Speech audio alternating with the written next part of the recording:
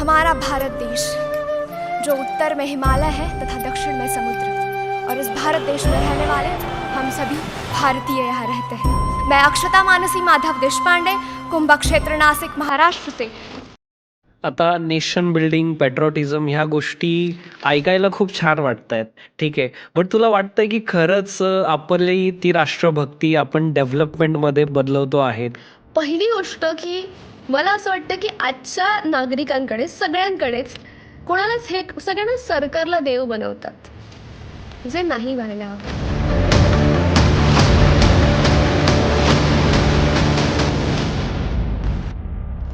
अ, वेगवेगळ्या राज्यांमध्ये तू फिरली आहेस, तर जातीवाद ह्या मुद्द्यावर तुला काय वाटतं, की भारतातनं जातीवाद हा संपलेला आहे का, असं आपण म्हणू शकतो?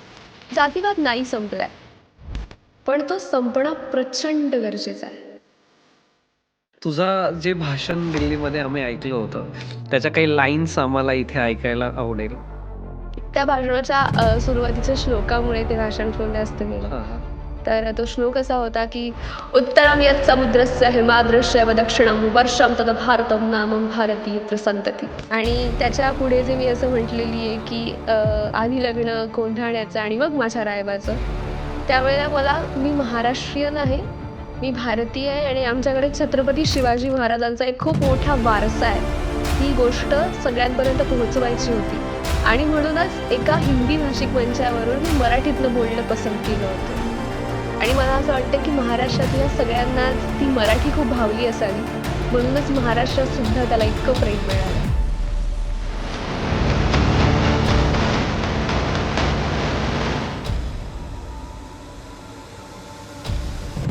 मुलगी शिकली, प्रगती झाली. हे वाक्य फक्त घोषवाक्य नाही, तर जिजाबाईंच्या संस्कारात, सावित्रीबाईच्या शिक्षणात आणि अहिल्याबाईंच्या नेतृत्वात घडलेली सत्यकथा आहे. आज त्याच परंपरेतून उभी राहिलेली एक तरुणी आपल्यासोबत आहे. थंबनेलमधून तुम्हाला कळालं असणारच तर. दिल्लीमध्ये राष्ट्रभक्तीवर दिलेल्या तिच्या भाषणाने संपूर्ण देशाचं लक्ष वेधलं आणि भारतभर तरुणाईला प्रेरणा दिली. तर आज आपल्यासोबत आहेत अक्षता मानसी माधव देशपांडे. नमस्कार मित्रांनो, मी प्रतीक मेदने. विषय संपलाच्या बोल बेधडक सिरीजमध्ये आपलं मनपूर्वक स्वागत करतो. आपल्या सर्व प्रेक्षकांना एक तुझी काय ओळख करून देशील? मी महाराष्ट्रासाठी, नाशिकसाठी फक्त अक्षता आहे.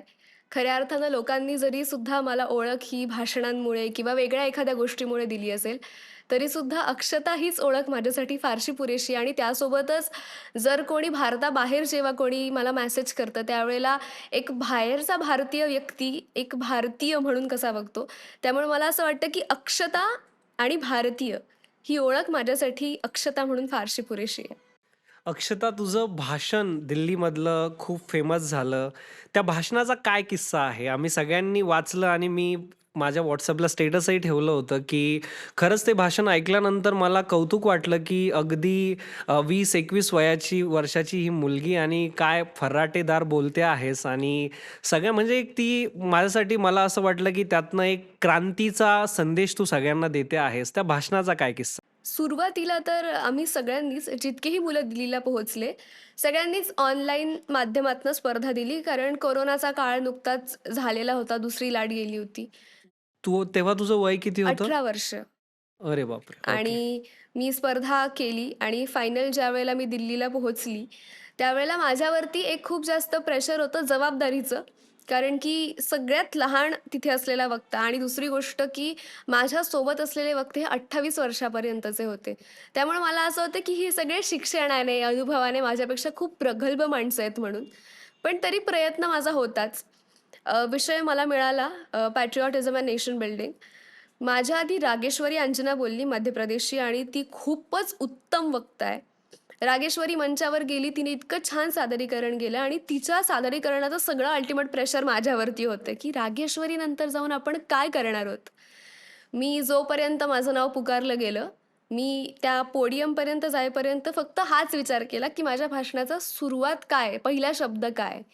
मी मंचावर गेली आणि मला तेवढा पहिलाच शब्द आठवला. मी सुरुवात केली आणि त्या क्षणी मी थांबली, कारण मला पुढचं काही एक आठवत नव्हतं.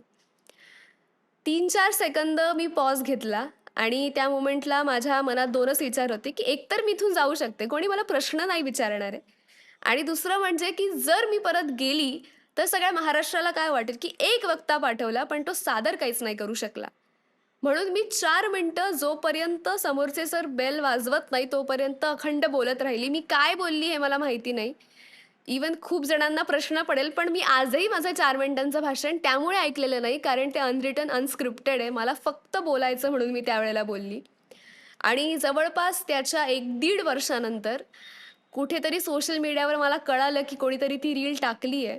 पहिल्यांदा तर माझी चिडचिड झाली. मी त्यांना मेसेज पण केले, की तुम्ही असं का करताय? माझी परवानगी घेतली नाही. पण 2 दिवस त्यांनी तो मेसेजच बघितला नाही. आणि दुसऱ्या दिवशी चंद्रयान आपलं पोहोचलं आणि सगळ्याच भारतीयांमध्ये देशभक्ती अगदीच उसंफळून आली होती. त्यावेळेला ती रील खऱ्या अर्थानं व्हायरल गेली आणि नंतर मला कळालं, की माझीच रील कोणीतरी दुसऱ्याने टाकून ती व्हायरल गेली आणि लोकांकडून आजही मला त्याचं इतकं प्रेम मिळतंय. कारण 2022 मधलं ते भाषण आणि 2026 आता चालू आहे. पण आजही लोकांच्या मनात जर ती देशभक्ती, ते पॅट्रिऑटिझम आहे, तर खऱ्या अर्थानं मला असं वाटेल, की कदाचित देवी सरस्वती त्यावेळेला वाणीत बसली असावी, की जिने त्या सगळ्याच गोष्टी माझ्याकडून बोलून घेतल्या. खूप सुंदर. तुला वाटतं का खरंच ही देशभक्तीची भावना आजही यूथमध्ये तुला दिसते? तुला वाटतं का की खरंच देशभक्ती ही फक्त कागदावर आहे का आपल्या सगळ्यांमध्ये आहे? नाही, मला खऱ्या अर्थानं वाटतं, ज्यावेळेला मी आजच्या सगळ्या पिढीकडे बघते, माझ्या सोबतचे, माझ्यापेक्षा मोठे, लहान सगळेच, देशभक्ती आहे. आपण असं नाही म्हणू शकत की नाही आहे. कारण ज्यावेळेला मी 2024मध्ये RDC परेड केली, त्यावेळेला मी महिनाभर दिल्लीत होती. माझ्यासोबतचे ते सगळे मुलं-मुली मी बघत होती आणि सगळे आम्ही दिवसातनं 3-3.5 तास फक्त झोपत होतो, की आम्हाला 26 जानेवारीला भारताच्या झेंड्यासमोर उभं राहता येईल. आणि हे फक्त आम्हीच नाही हां. अगदी शाळा, कॉलेज, भारतातलं प्रत्येक राज्य, प्रत्येक राज्यातले विद्यार्थी करण्याचा प्रयत्न करत होते.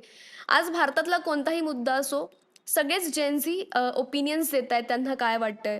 मध्यंतरी विदेशामध्ये सुद्धा बऱ्याच वेळेला आपण आत्ता मध्ये बघितलं, की टॅरिफचा मुद्दा फार मोठा होता. बरेच वेळेला आपण असंही बघितलं, की ज्यावेळेला इंटरनॅशनल वॉर चालू होती, त्यावेळेला सगळ्यांचं असं मत होतं, की भारताने आपला मुद्दा मांडावा. तर भारताविषयी, भारतात काय होतंय, देशाविषयीचं प्रेम असो, या सगळ्याच गोष्टींमध्ये भारतीय युवा सध्या सक्रिय आहे. फक्त प्रश्न असा होतोय, की त्याच युवकांना पॅट्रिऑटिझम ह्या विषयाकडे सक्रिय ठेवत असताना बरेच दुसरे विषय सुद्धा आहेत, जे त्यांना डिस्ट्रॅक्ट करू शकतात. त्यामुळे आपण हे कधीच नाही म्हणणार, की पॅट्रिऑटिझम नाहीये. जसं की काय विषय तुला वाटतात मला की जर मी माझ्या ह्याच्याने सांगितलं, की कोणते असे विषय आहेत, तर आज व्यसनाधीनता खूप जास्त वाढली आहे, की खूपसे मुलं त्या व्यसनांकडे चालले आहेत आणि बऱ्याच वेळेला त्यांची मला असं वाटतं, की इनिशियली त्यांची चुकी असते नसते या प्रश्नाकडे आपण जायला नको. कारण कोणीच लहानपणी ठरवत नाही, की मोठं होऊन मला असं काहीतरी करायचंय. आणि त्याच्यामुळे कुठे ना कुठे त्यांचा माइंड डिस्ट्रॅक्ट होत चाललाय. दुसरी गोष्ट की सोशल मीडिया ॲडिक्शन खूप जास्त आहे. आज मी असं म्हणेल, की आज मी सुद्धा खूप कमी वेळ मोबाईलवर आहे असं नाही. माझंही प्रत्येक काम मोबाईलशिवाय अडतंय. पण मोबाईल आपण वापरत असताना आपण नेमकं कुठे अडिक्ट होत चाललोय, आपण काय नेमकं बघतो, या बऱ्याच गोष्टी असतात ज्या आपल्या सभोवतालच्या पूर्ण जीवनावरती प्रभाव टाकतात. आणि तिसरी गोष्ट मला असं वाटतं, की मित्र-मैत्रिणी असणं खूप चांगली गोष्ट आहे. आणि जर तुम्हाला त्या चांगल्या मित्र-मैत्रिणींची साथ मिळाली, तर खऱ्या अर्थानं आपण पुढे जाऊ शकतो. जर आपण फक्त काय करतोय याचा आपण सारासार विचार केला ना, तर खऱ्या अर्थानं मला असं वाटतं, की पॅट्रिऑटिझम, नेशन बिल्डिंग ह्या सगळ्याच गोष्टी पुढे येतील. कारण जेव्हा भारतातला युवा स्वतः म्हणून सशक्त होईल, त्यावेळेला खऱ्या अर्थानं देशसुद्धा सशक्त होतच जाणार आहे. खूप छान. आता सध्या तुझं रुटीन काय आहे? काय करतेस तू? दिवसाची सुरुवात काय करतेस? काय ओव्हरऑल दिवसाचा वेळ कसा घालवतेस? सध्या घरी असल्यामुळे आणि खूप म्हणजे महिना, एक 2-3 महिन्यांनी घरी आल्यामुळे एकेकी मी घरात सगळ्यात जास्त राहणं पसंत करते, गप्पा मारणं वगैरे. फार क्वचित मी बाहेर जाते. त्यामुळे माझ्याकडे असलेली पुस्तकं, माझ्या आसपास राहणारी माणसं यांच्यासोबत राहणं, मी असं म्हणेल की खूप फॅन्सी रुटीन नाही आहे माझं. खूप वेळेला आपल्याला असं वाटतं, की आपण खूप फॅन्सी रुटीन केलं, की खूप आपण काहीतरी करतोय, एकदम हार्ड काहीतरी करतोय, तरच आपण करू शकू. अर्थात आपण ते करायला हवं. पण आपल्या आयुष्यात आपण जेही काही करतोय, त्याच्यामध्ये जर सातत्य, कन्सिस्टन्सी असली, तर आपण काही एक मिळवू शकतो. नक्कीच. सध्या तू ए-बी-व्ही-पीची सदस्य आहेस. आम्हाला ए-बी-व्ही-पीबद्दल सांगशील? ए-बी-व्ही-पी म्हणजे अखिल भारतीय विद्यार्थी परिषद आणि अखिल भारतीय विद्यार्थी परिषदेसारखे काही अजूनसुद्धा प्लॅटफॉर्म्स आहेत, ज्याशी विद्यार्थी जोडले जाऊ शकतात. फक्त आपण एका विचारसरणीचे माणसं एकत्र होऊन काम करतात आणि ABVP माझ्यासाठी एक असं माध्यम आहे ज्याच्यातनं मी माझ्यासारख्या युवकांशी जोडली जाऊ शकते. त्याचे बरेच आयाम आहेत. म्हणजे अगदी विधी कार्यासाठी आयाम आहेत, इंजिनिअरिंगच्या विद्यार्थ्यांसाठी वेगवेगळे आयाम आहेत, कलामंच म्हणजे जे सांस्कृतिक कार्यक्रमांमध्ये जे विद्यार्थी आहेत त्यांच्यासाठी एक आयाम आहे आणि वेगवेगळ्या स्पर्धांच्या माध्यमातनं, वेगवेगळ्या कार्यक्रमांच्या माध्यमातनं हे सगळे युवक, हे सगळे विद्यार्थी एकत्र येत असतात आणि एक सारखा विचार जो नेशन बिल्डिंगकडे जातो, की आपण राष्ट्र निर्माण कसा करायचा आहे, ह्यासाठी हे सगळे युवक एकत्र असतात. त्यामुळे मला असं वाटतं, की युवकांनी अशा सुद्धा संघटनांमध्ये एकत्र यावं, जे एकसारखे विचार असतील आणि दुसरी गोष्ट तुमच्या विचारांना चालना देणारे सुद्धा असतील. आता नेशन बिल्डिंग, पॅट्रिऑटिझम ह्या गोष्टी ऐकायला खूप छान वाटतायत.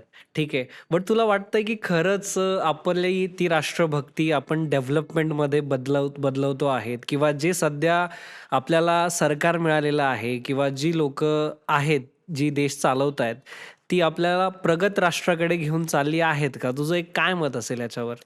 पहिली गोष्ट की मला असं वाटतं की आजच्या नागरिकांकडे सगळ्यांकडेच कोणालाच हे सगळ्यांना सरकारला देव बनवतात, जे नाही व्हायला हवं. कारण सरकार, आपला कोणताही नेता, आपला नगरसेवक, आपला आमदार, आपला खासदार हे सगळे ह्या देशाचे आपल्यासाठी कामं करणारी माणसं आहेत. मग आपण आत्ता कसं होतंय ना, की कोणीतरी खासदार होतं, कोणीतरी आमदार होतं आणि त्यांना मतदान करणारे आपण त्यांच्यासाठी कामं करायला लागतो. ज्यावेळेला तुम्हाला काही अडचण आहे, तर तुमची, माझी, सगळ्यांची एक जबाबदारी आहे, की आपण ह्या माणसांपर्यंत ती अडचण पोहोचवावी आणि त्यांना सांगावं, की तुम्हाला आम्ही वोट केलंय, तर तुम्ही हे काम करावं म्हणून. पण सगळ्यांच्याच डोक्यात एक माइंडसेट असतो, की कोण करणार आहे? आपण केल्यावरती हे आपलं ऐकणार नाही. असे बरेच प्रश्न डोक्यात असतात. त्यामुळे आपलं एकही काम होत नाही. अब्दुल कलामांनी सांगितलं होतं, की आपण खूप कमी वर्षांमध्येच देशाला अगदी प्रगत राष्ट्र म्हणून बनवूया आणि आज आपण 2047च्या स्वप्नाकडे बघतोय. मध्यंतरी मी कोणा एका वक्त्याला बोलताना ऐकलं होतं, की ते म्हणाले होते, की आपण अब्दुल कलामांचं स्वप्न त्यांच्या टाईम पिरियडमध्ये का पूर्ण नाही करू शकत आहे, याच्यावरती जरी आपण विचार केला, तरीसुद्धा आपण 2047 पर्यंत पोहोचू शकतो. आज आपण आहे ना खूप वेग गोल्स दिली आहेत. म्हणजे स्पर्धा असू दे, वेगवेगळ्या चर्चा, काही गोष्टी असू दे, संवाद कार्यक्रम असू दे, सगळे म्हणतात की 2047 मध्ये भारत काय करणार आहे? अर्थात भारत करेल.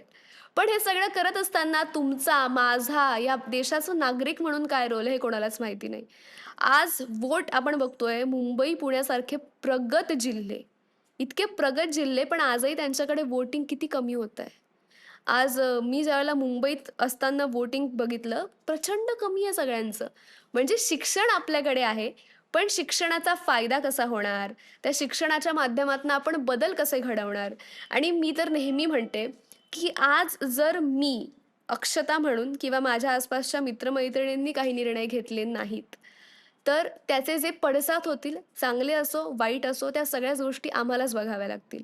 त्यामुळे राष्ट्रभक्ती आणि देशभक्ती हे विषय जरी वेग वाटत असले, तरीसुद्धा आपण काय करतो याच्यावरती खूप जास्त आपण लक्ष द्यायला हवं. अगदी. बट याच्यावरती अपब्रिंगिंग हा पण एक खूप महत्त्वाचा मुद्दा आहे, की जसं आपण बघतो, की मुलांना सिव्हिक सेन्स आहे किंवा ह्या सर्व ज्या गोष्टी आहेत, राष्ट्रभक्ती आहे, ह्या गोष्टींची जडणघडण शाळेतनंच व्हायला हवी किंवा त्यांच्या घरातनंच त्यांना ह्या गोष्टी कळायला हव्या. मी आता गेलो रस्त्यावरती रँडम कोणाला एक 40 वर्षाचा माणूस आहे, त्याला जर बोललो, की "काका तुम्ही इथे कचरा टाकू नका." मी त्यांना आज सांगेल ते नाही टाकणार, पण ते उद्या जाऊन तिकडे कचरा टाकणारच आहे. कारण त्यांना त्यांचं अपब्रिंगिंगच तसं झालंय, की ठीक आहे इथे कचरा टाकल्याने काही होत नाही आणि ते सातत्याने टाकत आलेत. मग यामध्ये जेनझीसच्या किंवा यूथच्या जडणघडणीमध्ये पॅरेंट्सचा कितपत रोल वाटतो तुला? की आज जे काही तू आहेस, तू बोलतेस, तर तुला काय वाटतं यामागे तुझ्या पॅरेंट्सचा किती मोठा रोल होता, या सगळ्या गोष्टींपर्यंत पोहोचण्यासाठी? नक्कीच. प्रत्येकाच्या घरातनं त्याला काय सांगितलं जातंय, तो कसा पुढे येतो, या बऱ्याच गोष्टी खूप गरजेच्या असतात. आणि माझ्या घरातनं सुद्धा माझ्या आई-बाबांनी खूप सपोर्ट केला आणि सपोर्ट करत असताना त्यांनी एक गोष्ट केली, की त्यांनी मला सांगितलं, की "हे कर, हे नको करू." बऱ्याच गोष्टी अशा पण आहेत ज्याच्यामध्ये त्यांचं आणि माझं पटलंही नाही. पण माझ्या गोष्टींना हळू का होईना, आम्ही दोघांनी म्हणजे माझ्या आई-वडिलांनी असो, मी असो, आम्ही प्रयत्न केला, की आम्ही एकमेकांचे ओपिनियन्स एक्सेप्ट करू शकू. असं नाही होऊ शकत, की 2 पिढ्या एकमेकांचं ऐकतील. जर मला ऐकणारे पण कोणी ऐकत असतील, मी सांगेन, की जर तुमच्या आई-वडिलांचं आणि तुमचं पटत नाहीये, तर असं नाहीये, की तुम्ही चुकताय किंवा ते चुकताय. तो जनरेशन गॅप आहे. आणि अपब्रिंगिंगचा जर आपण मुद्दा केला, आज आपण शाळेतल्या मुलांचं रुटीन बघा. मी शाळेत असताना माझी 5.5 तासाची शाळा होती. आज 7.5 ते 8 तास एक मुलगा शाळेत असतो. त्याला ट्युशन्स असतात, त्याला क्लासेस असतात. तो घरात किती वेळ आहे? त्यामुळे बऱ्याच वेळेला असं होतं, की आपण फक्त आई-वडिलांकडे पॉइंट आउट करतो. पण त्यांचे टीचर्स, त्यांच्यासोबत असणारे मित्र-मैत्रिणी, त्यांचे स्पोर्ट्स किंवा जर ते काहीतरी गेम्स खेळत असतील त्याचे टीचर्स. मला असं वाटतं, की समाज म्हणून आपल्या सगळ्यांनाच थोडा-थोडा सिव्हिक सेन्स आणावा लागेल. आणि एका गोष्टीचं मी खूप कौतुक करेल, ते असं की तुम्ही आत्ता जे उदाहरण दिलं, की एखाद्या काकांना मी सांगितलं, की नका टाकू. पण जर तुम्ही आजची जनरेशन बघाल, ते आजकाल दुकानात गेल्यावर किंवा फळ बाजारात गेल्यानंतर नाही म्हणत, की आम्हाला प्लास्टिकची पिशवी द्या. ते घरातनं एक पिशवी घेऊन जातात. तर बदल होतोय. आपण खूप निगेटिव्ह ह्या विषयात नको जायला. हळू-हळू होतोय आणि तो होईल सुद्धा. कारण की पिढीला कळतंय. कारण आज आपण दिल्ली, मुंबईसारखे शहरं बघतो. आज नाशिकला आपण बघतोय, की हवामान किती खराब होतंय. आणि आजच्या युवकांना ही गोष्ट जाणवली आहे, की जर आजची हवा खराब झाली, तर त्याचे सगळे पडसाद, दुष्परिणाम आपल्यालाच भोगावे लागणार आहेत. त्यामुळे होतायत बदल. त्या मानाने मग तू कुठे-कुठे फिरली आहेस? घरातनं सूट मिळते का तुला इतर ठिकाणी फिरण्यासाठी? आणि मूळची नाशिकची आहेस तू म्हटल्यानंतर तुला बाकी सिटीजमध्ये गेल्यानंतर कसं वाटतं? सगळ्यात चांगली सिटी कोणती वाटली तुला भारतात? सूट जर फिरण्याची म्हटली, तर जसं सगळ्यांना असतं, की आपल्याला जमेल का नाही आणि आई-वडिलांना एक प्रेशर असतं. त्याच्यात त्यांची पण चूक नाही. कारण तेही आसपास बऱ्याच गोष्टी बघतात. नाही मिळाली मला सुरुवातीला सूट. म्हणजे मला आजही आठवतं, की मला पुण्याला जायचं होतं आणि बाबांनी नाही सांगितलं, आईने नाही सांगितलं. सुरुवातीला आपल्याला आई-वडिलांचं आणि आपलं एक ते एन्व्हायर्नमेंट तयार करावं लागतं, की आपण जाऊ शकतो.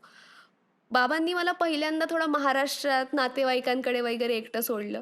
त्याच्यानंतर जो मी महाराष्ट्राबाहेर पहिला प्रवास केला तो दिल्लीचा होता, तो याच भाषणासाठी. आणि नंतर मग मी वेगवेगळे कॅम्प्स वगैरे करायला सुरुवात केली आणि ज्याच्यातनं मी माझ्या वडिलांचा थोडा कॉन्फिडन्स बिल्ड होऊ दिला, की ठीक आहे मी प्रवास करू शकते. आपण बऱ्याच वेळेला असं म्हणतो, आमच्या जनरेशनचं मोस्टली असतं, की नाही सोडत आई-वडील, ते पाठवतच नाही. ते पाठवतील, पण त्यांनाही थोडा वेळ द्या, की ते त्या एन्व्हायर्नमेंटसोबत कोप अप करू शकतील. आणि हो, हळू-हळू गोष्टी झाल्या. जवळपास मी आता दिल्ली, मुंबई हे सगळे शहरं तर आपण मोठे-मोठे म्हणतोच.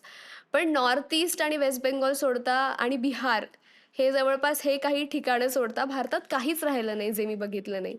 माझ्या आजोबांना फिरण्याची खूप आवड होती. माझ्या बाबांना खूप आवड आहे आणि मी असं म्हणेल की हळू ती आवड माझ्याकडे आलेली मला दिसते. त्यामुळे हो, खऱ्या अर्थानं मज्जा तर येते फिरायला आणि फिरण्यातनंच नाही, तर फिरण्याच्या अनुभवातनं माणूस प्रगल्भ होत जातो एवढं मला नक्कीच वाटतं. अक्षता, वेगवेगळ्या राज्यांमध्ये तू फिरली आहेस, तर जातीवाद ह्या मुद्द्यावर तुला काय वाटतं, की भारतातनं जातीवाद हा संपलेला आहे का, असं आपण म्हणू शकतो? जातीवाद नाही संपलाय, पण तो संपणं प्रचंड गरजेचं आहे. मला असं वाटतं, की जर आपण इतिहासाकडे बघितलं, तर इतिहासामध्ये आपण बघतो, की जातीवाद कोणत्या कारणांमुळे आला आणि तो संपवणारी बरीच माणसं होती. आजही आपण बघतो म्हणजे मी स्वतः सांगेल, की मला आधी वाटायचं, की हे जे वेगळे म्हणजे आंबेडकर असू दे किंवा शिवाजी महाराज असू दे, ते एक आहेत का नाही याच्यावर माझ्याकडे एक प्रश्नचिन्ह होतं. हळू जेव्हा मी पुस्तकं वाचली, मला तसे शिक्षक मिळाले ज्यांनी मला सांगितलं, की नाही अक्षता ही सगळी एकच आणि आपलीच माणसं आहेत. मला असं वाटतं, की माणूस शिकतो किती हे खूप महत्त्वाचं आहे. आणि शिकतो म्हणजे फक्त कागदोपत्रांनी नाही, तर अनुभवांनी सुद्धा. कारण एखादा माणूस असाही असेल ज्याच्याकडे डिग्र्या नसतील, पण माणूस म्हणून तो खूप कमाल असेल. आणि मला असं वाटतं, की ती कमालीची माणसं गरजेची आहेत. प्रवास करताना मला एक गोष्ट जाणवली, की आपण म्हणतो, की जातीवाद वगैरे ह्या गोष्टी.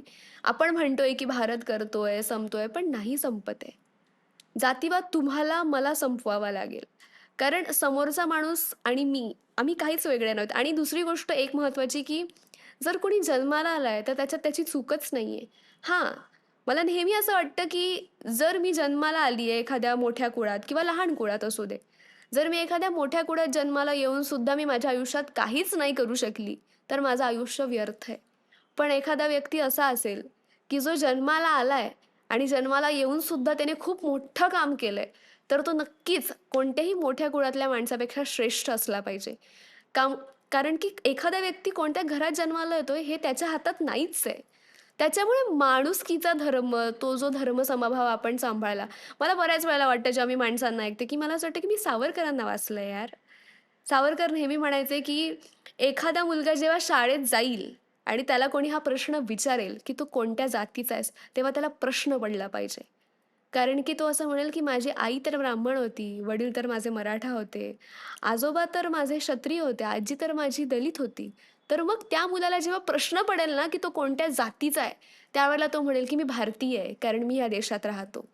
त्यामुळे जोपर्यंत ही जातीयता संपुष्टात येत नाही आणि एकात्मतेचा भाव येत नाही, तोपर्यंत आपण भारतीय आहोत, हा विचार आपण सगळ्या देशांसमोर मांडणं खूप कठीण होईल. आजही आपल्या मागच्या पिढ्या जर तू म्हणशील किंवा आत्ताही जे राजकारण आपल्याला दिसतंय, ते कुठेतरी धर्मावरती, जातीवरती टिकून आहे. तर काय वाटतं ही गोष्ट समूळ चेंज करण्यासाठी ॲज अ यूथ आपण काय करू शकतो? Political parties yes. मला बऱ्याचदा वाटतं, की कोणत्याही राजकीय पक्षाला तुम्ही देव समजू नका. तुम्ही कोणत्याही पक्षाकडे असाल. तुम्ही विरोधी पक्षाकडे असाल, तुम्ही केंद्रातल्या पक्षाकडे असाल, तुम्ही राज्यातल्या पक्षाकडे असाल किंवा तुम्ही एखाद्या अपक्षालाही सपोर्ट करत असाल. तुमच्यासाठी कोणता नेता काम करतोय, तुमच्याकडे रात्री अपरात्री एखादी कंडिशन आली, जी की वाईट आहे, तर कोणता नेता तुमच्याकडे येऊ शकतो, तुम्ही हा विचार करायला हवा.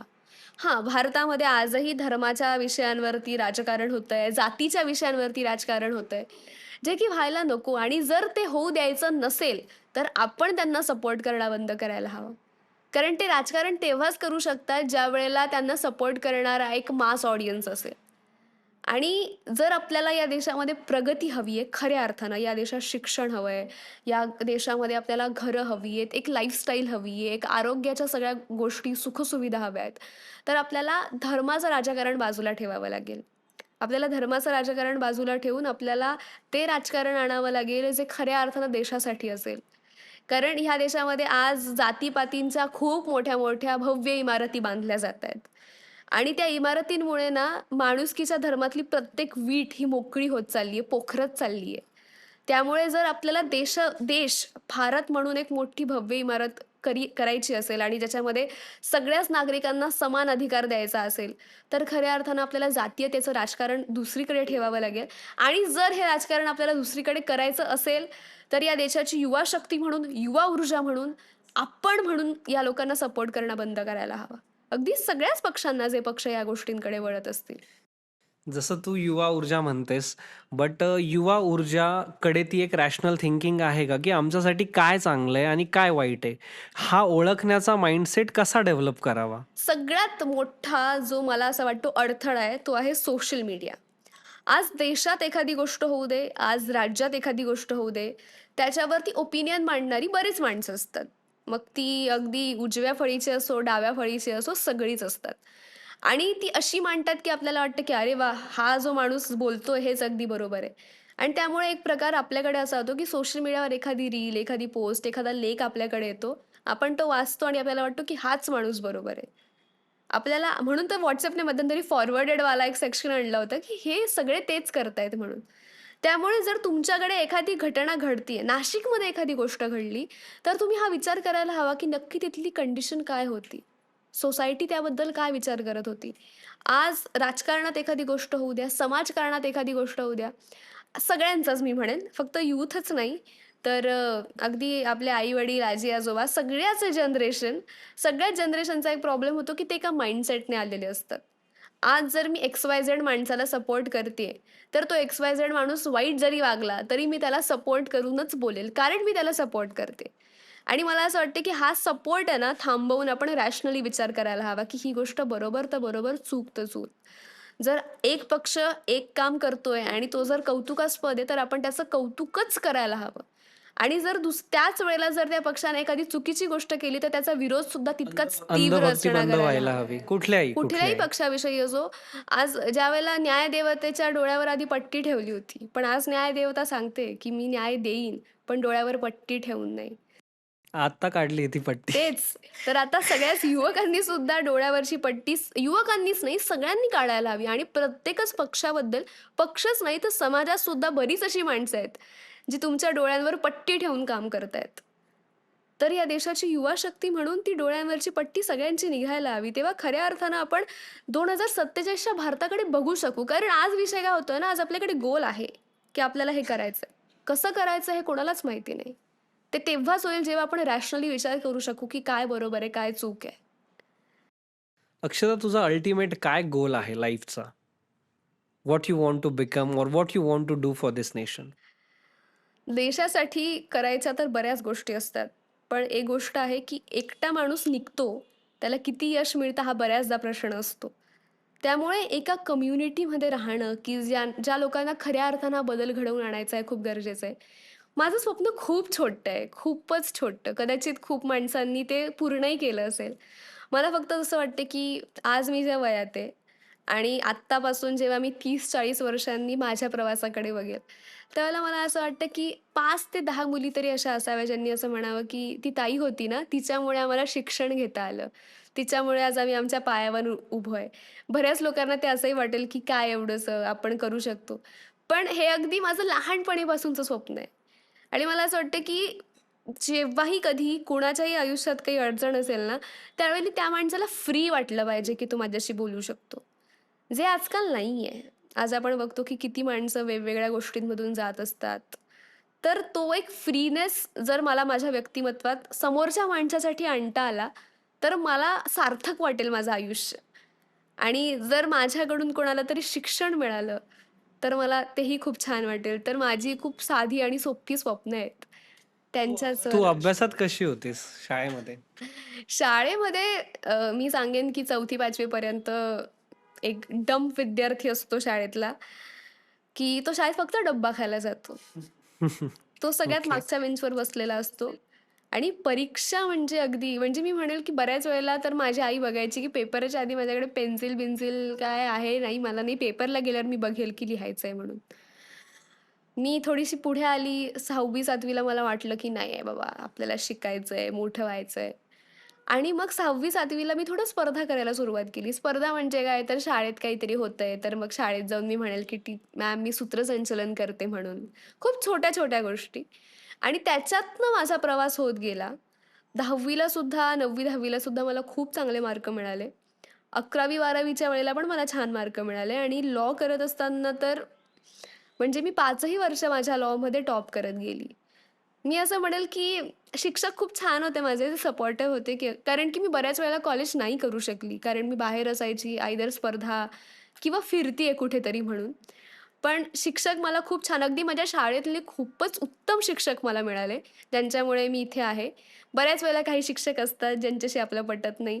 पण मला असं वाटतं, की तेच शिक्षक आपल्याला नंतर लक्षात राहतात, की हे ते मास्तर होते किंवा ह्या त्या बाई होत्या, ज्यांच्यामुळे नाही जमलं. पण मला हे सगळ्यांना सांगावसं वाटतं, की जर तुम्ही आता तुम्हाला असं वाटत असेल, की तुम्ही वीक आहात, तर तुम्ही वीक नाहीये. फक्त तुमचा टाईम आलेला नाहीये. कारण मला आजही आठवतं मी 12वीत असताना मी सायन्स घेतलं होतं. मला नव्हतं झेपवत ते. मला बऱ्याचदा वाटायचं, की आयुष्यात सगळ्यात मोठी चूक मी काय केली, तर मी सायन्स घेतलंय. आणि आज जेव्हा मी माझ्या त्या प्रवासाकडे बघते, मला असं वाटतं ठीक आहे. 1 वर्ष मी बघितलं, की मी किती जास्त वाचू शकते. भलेही त्या विषयांमध्ये मला असं होतं, की मला मार्क पडतायत, नाही पडत आहे, काही नाही. त्यामुळे बऱ्याचदा मी माझ्या आसपास असे मुलं बघते, ज्यांना असं वाटतं, की शिक्षणात तर आम्ही इतके वीक आहे, आमच्या आयुष्यात कायच होणार आहे, असं नसतं. फक्त तुम्हाला ती वेळ येऊ द्यावी लागते, की ज्यावेळेला खऱ्या अर्थानं तुम्हाला वाटेल, की हे तुमचं करियर आहे. ओके, अक्षता, बाकी फॅमिलीमध्ये कोण-कोण आहेत तुझ्या? बाकी तुझ्या आवडी-निवडींबद्दल सांग. माझ्या घरात आई, बाबा, माझा लहान भाऊ आहे, सोहम म्हणून. सोहम म्हणजे सोहम आणि माझ्यात फारसं अंतर नाही, एक 3 वर्षांचं. त्याच्यामुळे सोहम इज लाइक माय बडी, की आम्ही सगळीकडे सोबत-सोबत असतो. माझी आजी आहे आणि माझी आत्या म्हणून. सो असं एक आमची फॅमिली आहे. तशी माझी आत्या तर धुळ्याला असते, कारण मी मूळतः धुळ्याची आहे. पण इथे सुद्धा माझे काका, काकू, मावश्या आणि लकीली खूप छान मोठं कुटुंब आहे माझं. जवळपास मला 4 मावश्या आहेत, 1 मामा आहे, आजोबा आहे, काका, आत्या. मला नेहमी लहानपणीपासून असं वाटायचं, की असं कोणतं नातं नाहीये जे माझ्याकडे नाहीये. कारण मला दोन्ही आजी-आजोबा खूप वर्ष लाभले दोघंही बाजूचे. मामा, मावश्या त्याच्यामुळे एक फॅमिली बॉन्ड खूप स्ट्राँग असतो जेव्हा तुम्ही इतक्या सगळ्यांमध्ये असतात. मग कौतुक तर तुझं सगळीकडनं होत असेल. कौतुक खूप जास्त होतं आणि आता मला असं झालंय, की ठीक आहे आणि आता माझ्या कुटुंबालाही झालंय, की ठीक आहे. ती गेली आहे स्पर्धेला, ती जाऊन आली. सुरुवातीला खूप होतं. आजी-आजोबांना नेहमीच कौतुक असतं ज्यावेळेला आपली नातवंड काहीतरी करतात. बरोबर. सध्याही तू देतेस अशा काही स्पर्धा? नाही, स्पर्धा मी जवळपास 1 सप्टेंबर महिन्यात सोडल्या.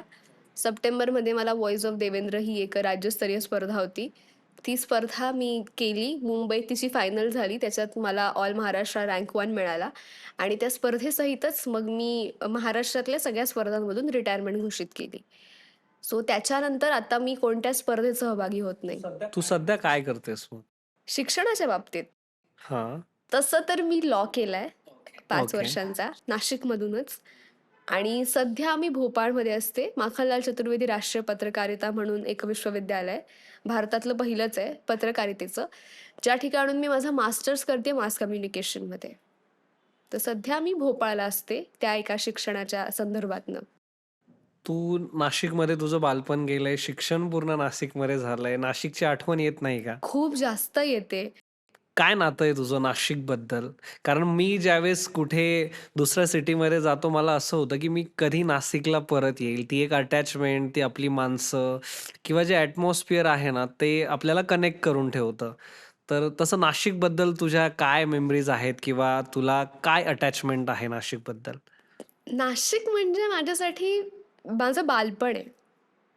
आजही मला कोणी नाशिकबद्दल विचारलं, त्यावेळेला मला असं भरून येतं. आजही जेव्हा सोशल मीडिया मी कुठे बाहेर असते आणि सोशल मीडियावर एखादी रील येते, त्यावेळेला मला असं वाटतं की अरे वाह! कारण सायकलवर मी माझं पूर्ण 11वी पर्यंतचं कॉलेज केलेलं आहे. त्याच्यामुळे रोज ह्या गंगेवरच्या, गोदावरी घाटावरच्या गल्ल्यांमधून जाणं. अगदी आजही मिठाई आणायची असेल तर माझ्या घरात बुधा हलवाईकडूनच मिठाई येते. आजही संध्याकाळी जेव्हा माझं सोहमचं, माझ्या लहान्या भावाचं कधी भांडण होतं, त्यावेळेला आम्ही दोघं ते सॉर्ट करायला गोदावरीवर रात्री जाऊन बसतो. आजही कुल्फी खायची असली तर काट्या मारुतीच्याच गाड्यावरून आम्ही कुल्फी आणतो. तर हे शहर म्हणजे माझं पूर्ण बालपण आहे. इथेच मी वाढली, इथेच मी गोष्टी बघितल्या आणि मी नाशिकला इव्हॉल्व होताना बघितलंय, की नाशिक शहर म्हणून कसं मोठं झालं. आज ज्यावेळेला आपण बघतो, की कुंभमेळ्याच्या पार्श्वभूमीवरती सगळं नवीन डागडुजी होतीये, बऱ्याचशा इमारती तोडल्या जातायत. मला वाईट पण वाटतंय कारण की ह्या सगळ्या गोष्टी मी बघितल्या आहेत. अगदी लहान असताना, मोठ्या होताना. आजही नाशिकला जर माझी एखादी मैत्रीण, मित्र किंवा नाशिकचंही कोणाला मला भेटायचं असलं, तर आजही मी म्हणते, की काळाराम मंदिरात येऊन भेटूया. कारण तो एक बॉन्ड आहे आणि मला नेहमी वाटतं, की मी कोणत्याही राज्यात असो, मी कधीही कुठूनही येवो, नाशिकला आल्यावर मला असं वाटतं, की मी मोकळा श्वास घेऊ शकते. जेव्हाही कधी मी नाशिकमध्ये पहिल्यांदा पोहोचते, माझा भाऊ मला घ्यायला येतो, त्यावेळेला मी त्याला एवढंच म्हणते, की घरी जाईपर्यंत माझ्याशी बोलू नकोस, मला फक्त श्वास घेऊ दे. कारण ही हवा खूप छान आहे माझ्यासाठी म्हणून. स्पिरिच्युअलिटीचा खूप मोठा रोल असेल तुझ्या ओव्हरऑल डेव्हलपमेंटमध्ये, ओव्हरऑल पर्सनॅलिटी डेव्हलपमेंटमध्ये असं म्हणू शकतो आपण? स्पिरिच्युअलिटीचा अध्यात्माचा आहे. कारण घरात जरा अध्यात्माचं वातावरण आहे. पण एक असतं, की मुलांना सुरुवातीला नाही पटत ते. जसं आम्हालाही लहानपणी वाटायचं, की रोज-रोज काय मंत्र म्हणायचे. पण मोठं होत असताना काही माणसं तशी भेटतात, ज्यांच्यातनं आपण पुन्हा एकदा त्या प्रवाहाशी जोडलं जातो. मी मध्य प्रदेश सरकारच्या एका प्रोजेक्टसोबत केरलाला आणि तामिळनाडूला जाऊन गुरु-शिष्य परंपरेमध्ये राहिली आहे. ज्या ठिकाणी गुरु आपल्याला शिकवतात आणि गुरूंच्या शिकवणीनुसार आपण आपलं आयुष्य पुढे नेण्याचा प्रयत्न करतो. शंकराचार्यांच्या अद्वैत वेदांताचा मी अभ्यास केलाय, की अद्वैतची फिलॉसॉफी जो वेदांतिक अभ्यास आहे, तो नेमका काय म्हणतो? आणि मला असं वाटेल, की अद्वैत वाचल्यामुळे एक जो प्रभाव माझ्यावरती येतो असा आहे, की बऱ्याच वेळेला आपल्या आयुष्यात अशा काही घटना घडतात, ज्या आपल्याला फार काही छान वाटणाऱ्या नसतात. पण तरीसुद्धा बऱ्याच वेळेला अशी माणसं आपल्याला भेटतात, ज्यांच्याशी आपली एनर्जी मॅच होत नाही किंवा वाईट वाटतं आपल्याला बऱ्याच वेळेला. तर अशा वेळी अद्वैतामुळे तो माणूस आणि आपण वेगळे नाही आहोत. त्याच्यामुळे तो जे काही करतोय ते लक्ष न देता आपण पुढे जाणं, हा प्रवास, हा प्रवाह माझ्यामध्ये आला. आणि मला असं वाटतं, की त्या सगळ्या गोष्टींचा माझ्यावरती खूप चांगला प्रभाव पडलाय. आणि त्याच्यामुळेच मला असं वाटतं, की अध्यात्म माणसाला एका प्रवाहाशी जोडून ठेवतं. आजही मी एखाद्या मंदिरात गेली, तर त्या मंदिरातनं निघताना मला असं वाटतं, की मी 5 मिनिटं ॲटलीस्ट तिथे बसावं, की तिथली एनर्जी मला घेता येईल. सो खरंच अध्यात्म माणसाला एका प्रवाहाशी जोडून ठेवतं आणि मनःशांती नक्कीच मिळते. मी आता सध्या माझ्या बऱ्याच मित्रमैत्रिणी मला सांगतात, की "यार डिप्रेशन येतंय, मेंटल हेल्थ इश्यू आहे. तुला काय माहिती मेंटल हेल्थ काय असते? तुझं तर सगळं ओके चाललंय." म्हणजे बऱ्याच वेळा. मग मी त्यांना सांगतो, की "ठीक आहे, तुम्ही थोडंसं काहीतरी जाप करा किंवा मौन धारण करा किंवा शांततेत कुठेतरी एक गंगेवरती फेरफटका मारून या." पण त्यांना त्या गोष्टी बोरिंग वाटतात. तर तुला तुझ्या लाईफमध्ये कधी डिप्रेशन हा फॅक्टर तू फेस केलाय का? आणि त्याच्यातनं बाहेर पडण्यासाठी स्पिरिच्युअलिटी किंवा दुसरा कुठला मार्ग आहे, की तुला वाटतं? कारण मी आत्ता बघितलंय, की खूप लोकं डिप्रेशन, यूथ खूप पटकन त्यांना असं वाटतं, की यार हे माझ्यासोबत काय घडतंय? आणि नकोय, मग मला सगळं सोडायचंय, मग मला रूममध्ये कोंडून घ्यायचंय, अशा गोष्टी होतात. तर तू कसं बघतेस या गोष्टीला? मला एक गोष्ट नेहमी वाटते, की जरी तुम्हाला असं वाटत असेल, की समोरचा माणूस खूप छान चालू आहे, तर असं नाहीये, की त्याच्या आयुष्यात काही होत नाहीये. बिकॉज प्रत्येकाचा एक मेंटल फाईट असतो, जो तो लढत असतो. आणि जर डिप्रेशनच्या बाबतीत बोलाल तर हो, एक वेळ होती, ज्यावेळेला मला असं वाटायचं, की नाही होत आहेत गोष्टी सॉर्ट आउट.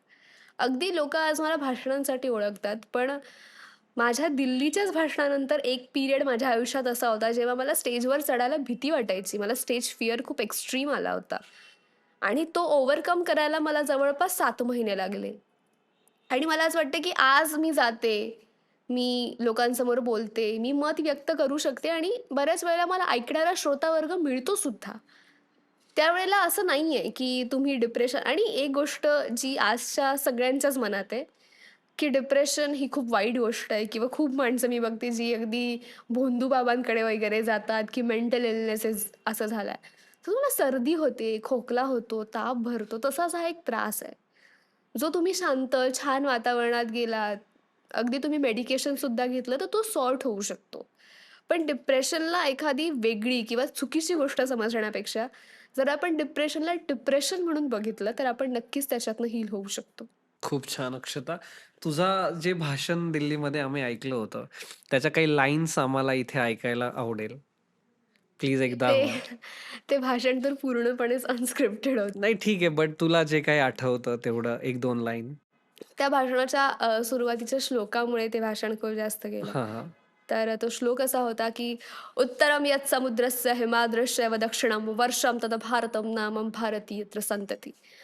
हमारा भारत देश जहाँ उत्तर में हिमालय है तथा दक्षिण में समुद्र और इस भारत देश में रहने वाले हम सभी भारतीय रहते हैं. त्या सगळ्या पूर्ण भाषणाचा जो काही संदर्भ आहे तो ह्याच लाईन्समध्ये आणि त्याच्या पुढे जे मी असं म्हटलेली आहे की आधी लग्न कोंढाण्याचं आणि मग माझ्या रायबाचं.